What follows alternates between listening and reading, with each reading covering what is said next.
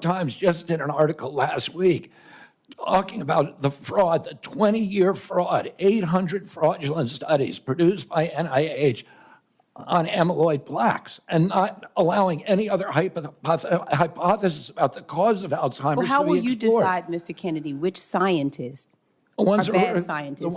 Are they the ones who disagree with you? The ones who are corrupt, the ones who have been doing science like the amyloid plaque studies that were fraudulent. Well, these doctors, let me ask you a question. Do you have a medical degree? Do I know?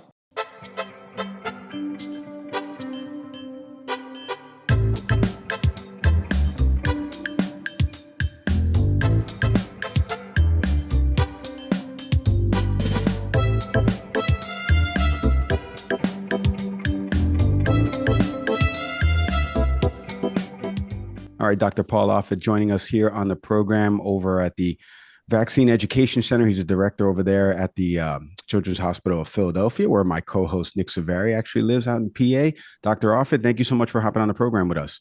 Sure. Go Birds. Yeah, go Birds. I knew you were going to get that in there somewhere. And I was texting you about this, or emailing, excuse me, about this, because I saw you on with Jake Tapper, two Birds guys over there in Philadelphia. And you were talking to him about the confirmation hearing that happened last week. We're recording this on a Monday, the week after, of the Secretary of Health and Human Services, RFK.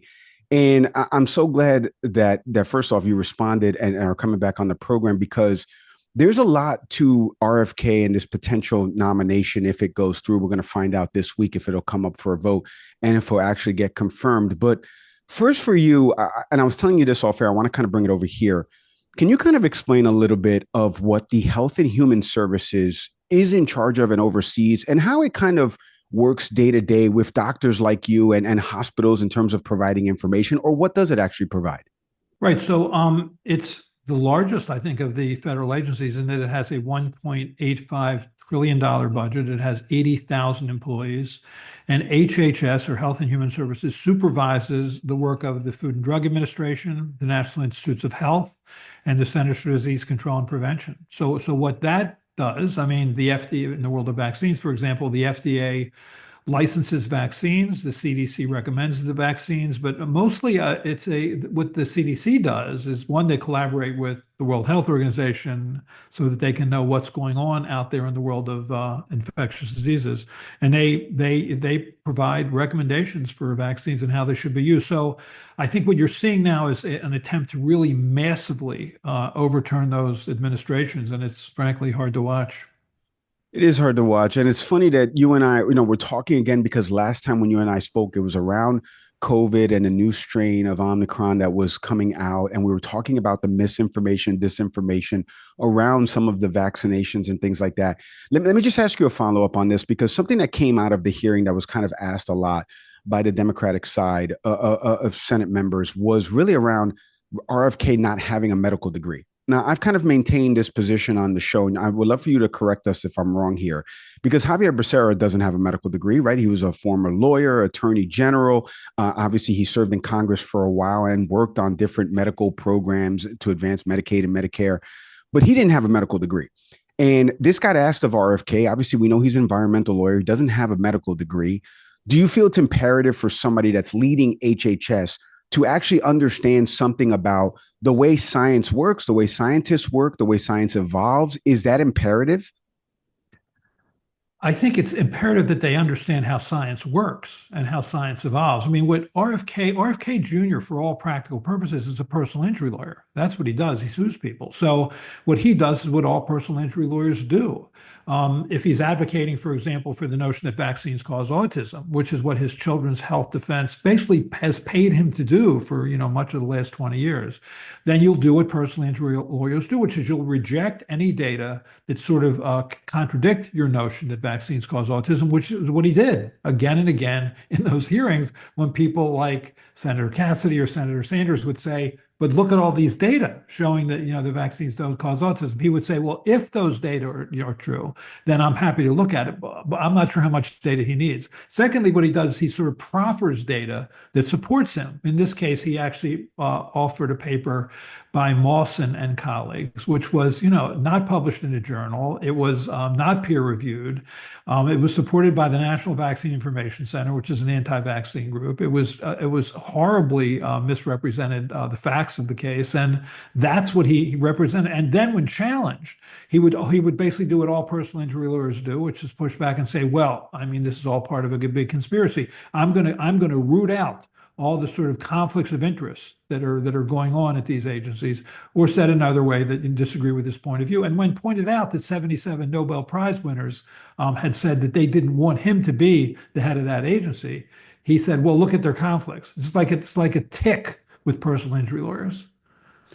Dr. Offit, you fed into this follow-up perfectly because I want to play this exchange between Senator Alsobrooks from Maryland and RFK and get your reaction because it kind of funnels into the follow-up question. So take a listen to this. We should not be giving Black people the same vaccine schedule that's given to whites because their immune system is better than ours.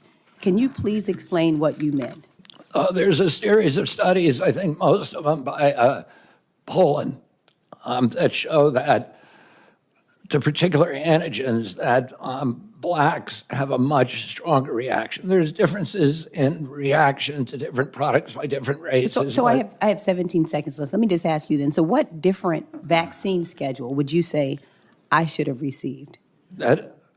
What different vaccine schedule should I have received? I mean, the Poland article suggests that Blacks need fewer antigens than this is so dangerous. You get the same measles vaccine. Mr. Kennedy, with all due respect, that is so dangerous. So the reason it funnels into what you were saying is he points out something that, again, maybe during right now in that hearing, they can't go look it up, right? Some study in Poland, right? So maybe it's obscure, maybe it wasn't published like you said. But what scares you the most about a confirmation of somebody like this that's in charge of, like we said, disseminating the information about why you should listen to scientists and doctors about certain things? Right. So he consistently misrepresents studies. The study he's talking about was a study by Greg Poland out of Mayo, the Mayo Clinic. And what he did was he looked at the response among Caucasians, among Blacks, to the measles, mumps, rubella vaccine. And what he found was that there was a somewhat higher antibody response to the rubella component of that vaccine among Blacks as compared to whites. Nothing that would make you in any way change the schedule, but he then sort of extrapolates that to say, they need fewer antigens. They need a lesser challenge to the immune system because they're having a greater reaction, by which he's implying some sort of safety reaction, which wasn't true either. So you had a somewhat higher antibody response. Actually, I talked to the inventor of the rubella vaccine, the current rubella vaccine, the RE27.3 strain, Stanley Plotkin, who said, that's great. They had, there was a little greater immune response. He takes something and completely misrepresented for just the reason you said. He knows no one's going to look at that study. He knows no one knows what he's talking about. And in fact, a few people emailed me afterwards and said, what is this Polish study? It wasn't a Polish study. It was a study by Greg Poland. And it just, so that's what he does. And he does that over and over again. It is hard to watch him at work. Yeah, see, and you just corrected me there. I thought it was from Poland, like you said, and this is in real time. He's telling me the person's actually named Poland. So let me ask you a question. Let's take it to your practice because I know you're an attending physician over at the Children's Hospital of Philadelphia. So, and this could be something that I know for me as a parent of somebody, a daughter who's on the spectrum, who's always seeking medical information out there. My co-host's wife is a doctor over at a hospital in Philadelphia as well. So this is very pivotal to us. And I wanted to ask you, if a patient right now, over these next 4 years, if RFK is confirmed, if a patient comes to you and asks you about something, and then you give them an answer, and let's say they say, but I heard this from Health and Human Services, I heard the secretary say that this is that. This is an uphill battle for you and others like you in the profession of fighting this misinformation. And it's going to come home to roost for you if he is confirmed. So how do you approach that patient? And how do you approach maybe the listeners that are listening to this program that live in the Pennsylvania area that maybe go to that hospital? How are you going to battle that misinformation? What is it that you can prove to them that you are doing that maybe HHS is putting out that you just don't agree with? Well, I guess we'll see how bad this will get. Right now, what they're doing, what the administration is doing, is they're asking the CDC to pull back on, for example, vaccine information sheets, to not publish morbidity and mortality weekly report. They had three publications pending. Two of them were on H5 bird flu, told them not to publish it. They've asked them to hold any articles that they've now submitted for publication. So the goal is to hold back information. The question you're asking, and I hope we never get there, is that they actually provide misinformation. And that scares me. It does. I think what's happened now is the anti-vaccine movement has been around really since the first vaccine, since the smallpox vaccine in the early 1800s. So that's not new. And that they've had influence in terms of how people think about vaccines is not new. What is new is the anti-vaccine movement has now moved into the highest echelons of government, and they can make policy. And that's different. And I really worry how that's going to all play out. When parents come to me and they have questions about vaccines, first of all, it's perfectly understandable. We ask a lot of parents. We ask them to get vaccines to prevent 14 different diseases in the first few years of life. That can mean as many as 25 inoculations during that time. It can mean as many as 5 shots at one time to prevent diseases most people don't see, using biological fluids most people don't understand. So I understand the pushback. I think it would be surprising if there wasn't pushback. So what I try and identify when I talk to parents is what is it that they're scared of? And invariably there are data to answer that question. So let's say this was true, that an African-American parent with a child came to me and said, I just heard from the head of Health and Human Services that I need to get a lesser challenge to my immune system because the current schedule is not fit for me. And so I can answer that question in the same way I just answered it here. You had a slightly higher immune response to the rubella vaccine. That's a good thing. There's no differences in safety issues. So, and I have the paper. I can show them the paper that he misrepresented.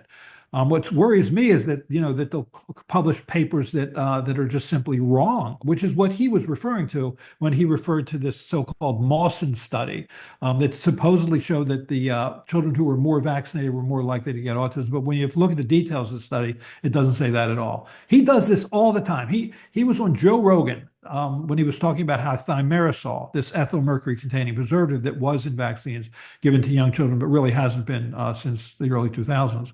He said, look at the paper, look at the Burbacker paper. He says it on Rogan, that if they took infant monkeys, they inoculated them with this thimerosal preservative, the so-called ethyl mercury containing preservative, and then they sacrificed the monkeys and they saw their brains had massive amounts of inflammation. It doesn't say that at all. The monkeys were perfectly normal. It's nowhere does it say that there was any inflammation in the brains. He makes it up because, just as you said, he knows people aren't going to look up those studies. And so he surrounds himself with this kind of veneer of science when it's really anti-science.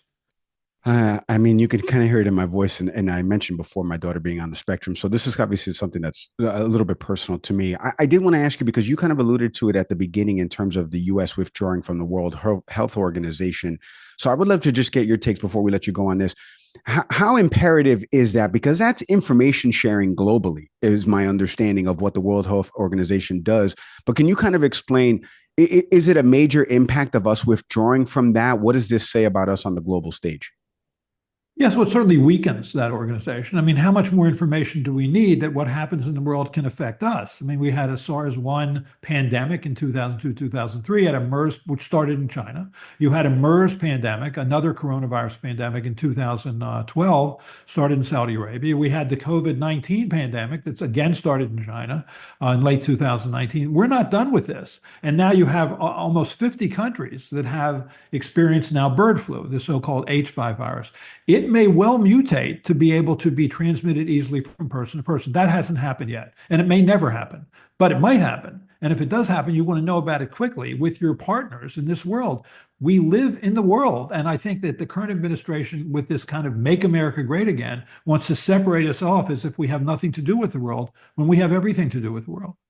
Well said, Dr. Paul Offit. I can't thank you enough for hopping on the program. Like I mentioned, he's the director of the Vaccine Education Center over at the Division of Infectious Diseases at the Children's Hospital of Philadelphia. He's also the author of one of my favorite titled books. I was telling you this, Dr. Offit, but Bad Advice: Why Celebrities politicians and activists aren't your best source of health information, go get that book, specifically wherever books are sold. Dr. Offit, thank you to you. Continued success, and go Birds on Sunday. Go Birds. Thank you.